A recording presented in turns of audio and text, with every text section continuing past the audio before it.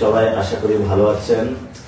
দীর্ঘ অনেক যুদ্ধের পরে আবার আমরা নতুন একটি যাত্রা শুরু করতে যাচ্ছি। যে নামটি আমরা আজকে দিয়েছি সেটা হলো লড়াইটা দ্বিগুণ হবে। আপনারা জানেন যে বাংলাদেশের সন্ত্রাস, চাঁদাবাজি এবং দুর্নীতি ব্যাপক হারে বেড়েছে, যেটার বিরুদ্ধে আমাদের নতুন প্রজন্ম লড়াই করে যাচ্ছেন। তো আপনারা গতকালকে আমরা সারাদিনে কি হয়েছে সেই বিষয়টা আমি আপনাদেরকে আপডেট দিতে পারি নাই, যার জন্য আজকে লাইভে আসা। আমরা গতকালকে ইলেকশন ডেটা সকালবেলা একদম শুরু করেছিলাম। সকালে আমরা পল্টনে সেন্টারে গিয়েছিলাম এবং সেখানে সবকিছু ঠিক পেয়েছিলাম। তারপর আস্তে আস্তে বিভিন্ন যে কেন্দ্রগুলো আছে সেখানে আমরা যাওয়া শুরু করি। আমাদের যে জায়গাটা থেকে সমস্যাগুলো শুরু হয়েছে সেটা হলো মির্জা আব্বাস মহিলা কলেজ। সেখানে আমরা গেলাম, যাওয়ার পরে দেখলাম অনেকগুলো মিডিয়া এবং মিডিয়াগুলোকে একসাথে করে রাখা হয়েছে যে মির্জা আব্বাস সাহেব এখানে আসবেন।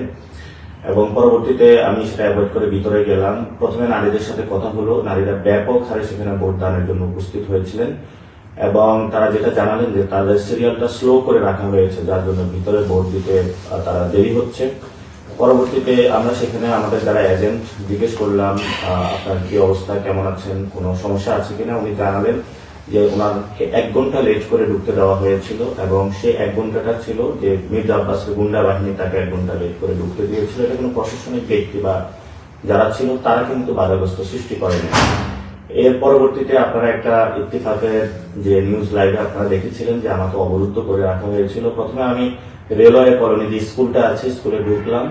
ঢোকার পরে যে আমার সাথে 2 জন তারা অ্যালাউ করেছিল প্রশাসনের জায়গা থেকে যে আপনি 2 জনকে নিয়ে ঢুকতে পারবেন কেন্দ্র পরিদর্শনে।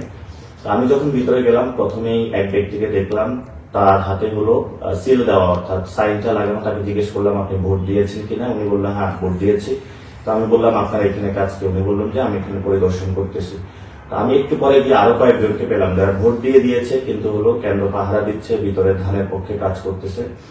তো তাদেরকে বললাম, প্রিজাইডিং অফিসারকে আমি ডাকলাম। প্রিজাইডিং অফিসার আসার পরে তাকে বললাম তাদেরকে বের করে দিন। প্রিজাইডিং অফিসার চুপ করে থাকলো।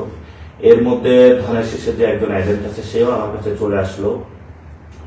আসার পরে বলল যে আপনি এখানে ঢুকছেন কেন। আমি বললাম আমি যেহেতু প্রার্থী আমার তো পরিদর্শনের সুযোগ আছে।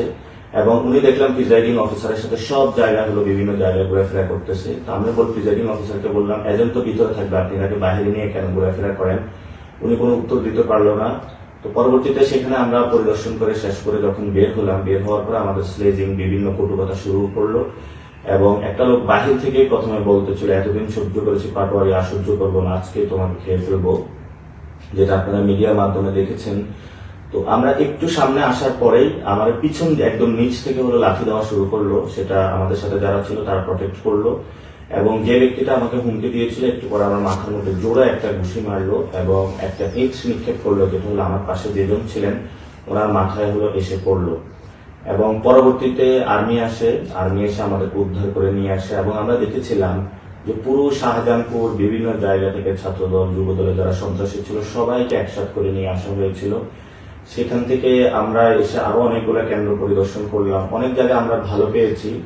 তো ঠিক আমরা সন্ধ্যার দিকে যখন আমাদের অফিসে আমরা চলে যাই, যাওয়ার পরে ভোট কাউন্টিং শুরু হতে থাকে, তখন আসলে আমাদের কাছে ইনফরমেশন আসা শুরু করে যে বিভিন্ন জায়গায় যারা আমাদের প্রিজাইডিং অফিসার আছেন, যে ভাইরা দায়িত্ব নিয়েছিলেন তাদেরকে হলো বিভিন্ন জায়গায় হলো সমস্যা সৃষ্টি করতেছে, যাতে ভোট কাউন্টিংটা যাতে হলো ধানের শীষে পক্ষে হলো বেশি দেওয়া শুরু করে।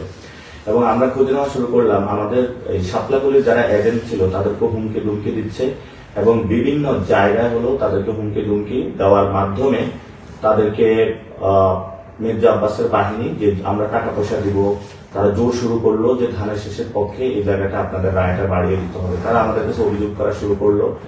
আমরাও বিভিন্ন জায়গায় যাওয়া শুরু করলাম এবং পরবর্তীতে খোঁজ নিয়ে দেখলাম যে কেন্দ্রভিত্তিক তারা সন্ধ্যার পরে যখন আমাদের রেজাল্টগুলো আমাদের ভালো আসা শুরু করলো, তারা একযোগে সকলগুলো কেন্দ্রে অ্যাটাক করলো। আমাদের এত বাহিনী বা এত বড় বাহিনীকে মোকাবেলার শক্তি সামর্থ্যটা ছিল না। বিভিন্ন জায়গায় তারা সন্ত্রাসীদেরকে একসাথে করলো বহিরাগত জায়গা থেকে এবং তারা প্রত্যেকটা কেন্দ্রে তারা অ্যাটাক শুরু করলো। আমাদের কাছে প্রত্যেকটা জায়গা থেকে কল আসা শুরু করলো যে আপনাদের কেন্দ্রগুলো অ্যাটাক হচ্ছে, আপনাদের এখানে এই জায়গায় প্রবলেম, ওই জায়গায় প্রবলেম। আমরা এত বেশি মেসেজ আসতেছিল, ফোন আসতেছিল, আমরা সব জায়গাটা আসলে সামাল দিতে পারি নাই। কারণ আমরা প্রত্যেকটা কেন্দ্রে 100 জন স্বেচ্ছাসেবক বাহিনী রেখেছিলাম কিন্তু 100 জন স্বেচ্ছাসেবকের বাহিনী জায়গায় তারা হলো 500 জন 600 জন এবং প্রত্যেকে চিহ্নিত যারা সন্ত্রাসী ছিল তাদের নেতৃত্বে তারা কেন্দ্রগুলো অ্যাটাক শুরু করে। তো পরবর্তীতে আমরা যখন শুনতে পেলাম বিভিন্ন জায়গায় মির্জা আব্বাসের বাহিনীগুলো এবং মির্জা আব্বাসের ওয়াইফ স্বয়ং বিভিন্ন কেন্দ্রে গিয়ে তার পক্ষে যারা প্রিজাইডিং অফিসার আছে তাদেরকে হুমকি ধমকি দেওয়া শুরু করলো। এর মধ্যে আমরা বঙ্গভবনে যে কেন্দ্রটি ছিল প্রাথমিক বিদ্যালয় সেখানে আমরা খোঁজ নিয়ে দেখলাম যে সেখানে হলো যে জায়গাটা হলো বক্সের ভিতরে সিল না পড়ার কথা বাহিরে সিল দিয়েছে তারা সেটা ইনক্লুড করতে চাচ্ছে। সেখানে আমি ম্যাজিস্ট্রেটের সাথে কথা বললাম, ম্যাজিস্ট্রেট বললো আমি চিফ রিটার্নিং যিনি আছেন রিটার্নিং কর্মকর্তা ওনার সাথে কথা হয়েছে, উনি আমাকে নির্দেশনা দিয়েছেন যে যাতে ব্যালটের বক্সের বাহিরে যেগুলো সিল পড়েছে সেগুলো ইনক্লুড করার জন্য। পরবর্তীতে বললো যে তারা আমি প্রিজাইডিং যিনি অফিসার তাদের সাথেও সেখানে কথা বললাম, তারা বললো হ্যাঁ আমরা এরকম নির্দেশনা পেয়েছি। পরবর্তীতে আমি ডিরেক্ট ডিসি যিনি রিটার্নিং কর্মকর্তা তার অফিসে চলে যাই। অফিসে যাওয়ার পর আরো ভয়ঙ্কর সংবাদ শুনতে পেলাম ছাত্রদল যুবদলের সন্ত্রাসীরা অ্যানেক্স বিল্ডিং এ যেখানে প্রায় তারা 1000 ভোট জালিয়াতি করেছিল সেখানে গিয়ে তারা সবাইকে অবরুদ্ধ করে রাখে। পরবর্তীতে আমরা এই ডিসি কে বললাম যে আপনি তাদেরকে উদ্ধার করার ব্যবস্থা করুন এবং সেখানে যারা আছেন কেন্দ্রটা রক্ষা করুন। ডিসি যখন পুলিশ এবং আর্মিকে ফোন দিল, আর্মি বললো আমি সেখানে মুভ করতে পারবো না, ভার্সিটি প্রক্টরের অনুমোদন লাগবে। তো আমরা জিজ্ঞেস করলাম তাহলে আপনি সেখানে কেন্দ্র দিয়েছেন কেন, আপনার আন্ডারে তো কেন্দ্র। পরবর্তীতে অনেক চাপাচাপি করার পরে তারা পুলিশ এবং বিজিবি পাঠিয়ে অ্যানেক্স বিল্ডিং এর সেই ব্যালট বক্সটা তারা উদ্ধার করে এবং সেটা নিয়ে আসে এবং সেখানে প্রায় 1000 ভোট আমাদেরকে কম দেখানো হয়েছে।